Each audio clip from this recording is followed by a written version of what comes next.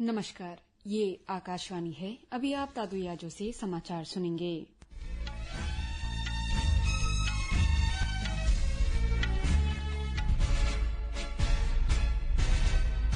पहले मुख्य समाचार।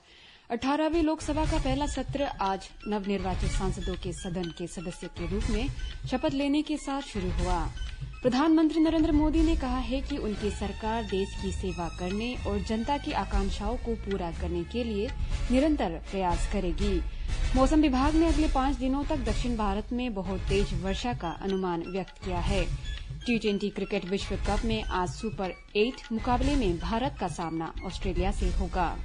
अब समाचार विस्तार से। 18वीं लोकसभा का पहला सत्र आज नवनिर्वाचित सांसदों के सदन के सदस्य के रूप में शपथ लेने के साथ शुरू हुआ। लोकसभा के नेता प्रधानमंत्री नरेंद्र मोदी सदन के सदस्य के रूप में शपथ लेने वाले प्रथम सदस्य रहे। प्रोटेम स्पीकर भर्तृहरि महताब ने श्री मोदी को शपथ दिलाई। इसके बाद लोकसभा अध्यक्ष के चुनाव तक सदन की कार्यवाही चलाने में श्री महताब की सहायता के लिए नियुक्त अध्यक्ष को पैनल की शपथ दिलाई गई। भाजपा सांसद राधा मोहन सिंह और फग्गन सिंह कुलिस्ता ने चेयरपर्सन पैनल के सदस्य के रूप में शपथ ली। हालांकि कांग्रेस सांसद के सुरेश, डीएमके सांसद टीआर बालू और टीएमसी के सुदीप बंदोपाध्याय ने पैनल के सदस्य के रूप में शपथ नहीं ली।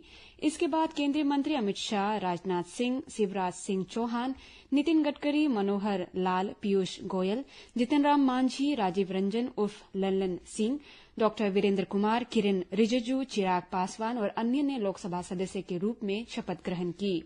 केंद्रीय मंत्री एचडी कुमारस्वामी और प्रहलाद जोशी ने कन्नड़ में शपथ ली, जबकि धर्मेंद्र प्रधान और जुएल ओराम ने उड़िया भाषा में शपथ ली।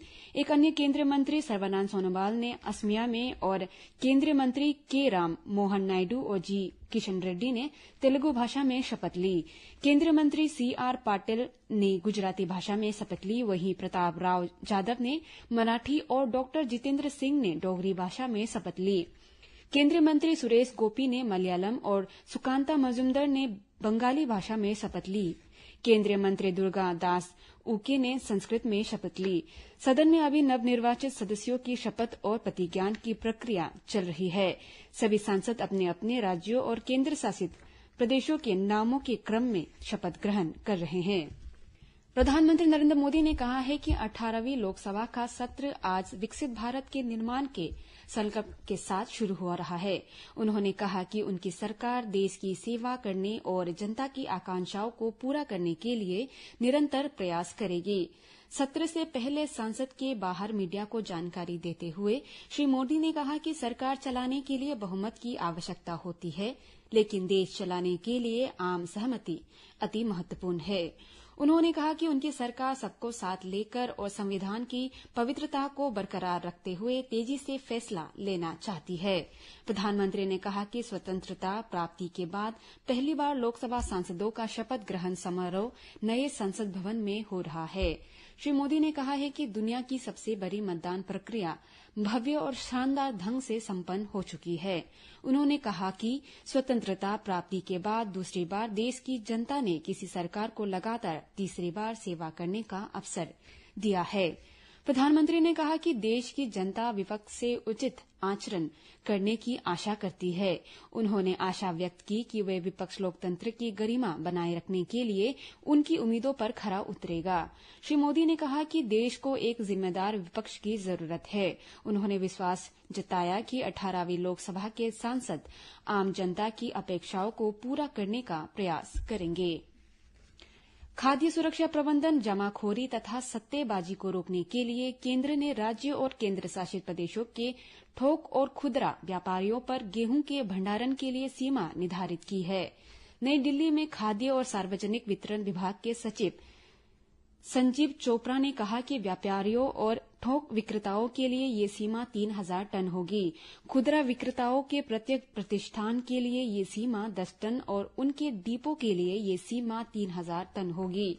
श्री चोपड़ा ने कहा कि ये सीमा 31 मार्च 2025 तक लागू रहेगी। उन्होंने उन सभी मीडिया रिपोर्ट का खंडन किया जिनमें ये बताया गया था कि देश में गेहूं के भंडार की कमी है।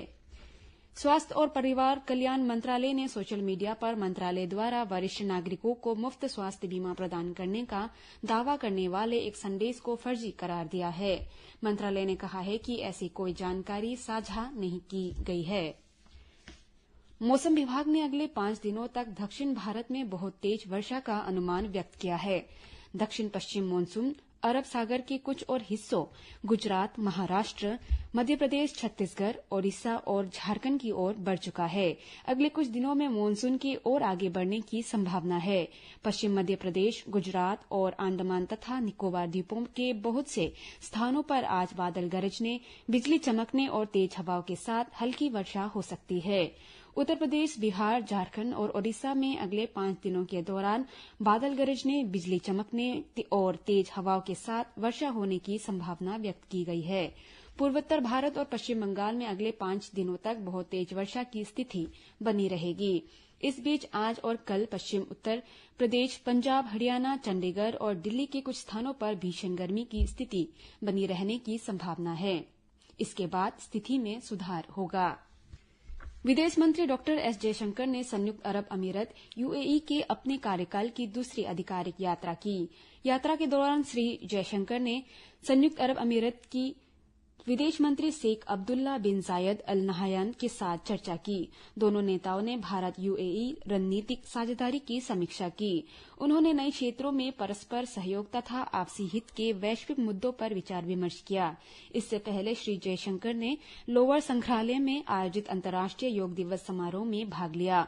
उन्होंने अबू धाबी स्थित स्वामीनारायण मंदिर का भी दौरा किया। कांग्रेस ने आज नीट परीक्षा, पश्चिम बंगाल में रेल दुर्घटना के साथ साथ महंगाई के मुद्दे पर सरकार की आलोचना की।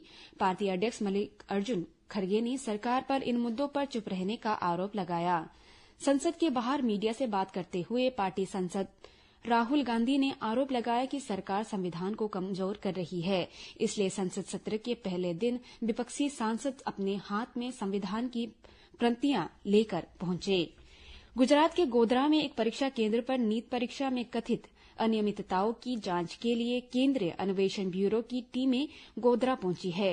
5 मई को परीक्षा आयोजित होने के 3 दिन बाद इस मामले में एक प्राथमिकी दर्ज की गई थी।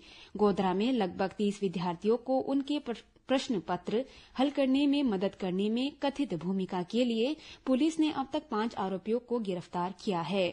इस बीच गुजरात में पंचमहल जिला अदालत के सत्र न्यायाधीश ने शुक्रवार को आरोपी की जमानत याचिका खारिज कर दी है। नीट पेपर लीक मामले में जांच लातूर तक पहुंच गई है। इस मामले में जिला परिषद स्कूल के 2 शिक्षकों संजय तुकाराम जाधव और जलील कुमार खान पठान को कल रात गिरफ्तार किया गया। लातूर के शिवाजी नगर पुलिस स्टेशन में इर्राना मसनाजी कोंगलवार और दिल्ली के गंगाधर नामक युवक समेत कुल 4 के खिलाफ मामला दर्ज किया गया है। बिहार पुलिस ने नीट यूजी परीक्षा प्रश्न पत्र लीक मामले में 13 लोगों को गिरफ्तार किया है। पुलिस की आर्थिक अपराध इकाई ने बताया कि नीट यूजी परीक्षा का प्रश्न पत्र झारखंड के हजारीबाग से एक पेशेवर गिरोह ने लीक किया था। मामले की जांच अभी जारी है।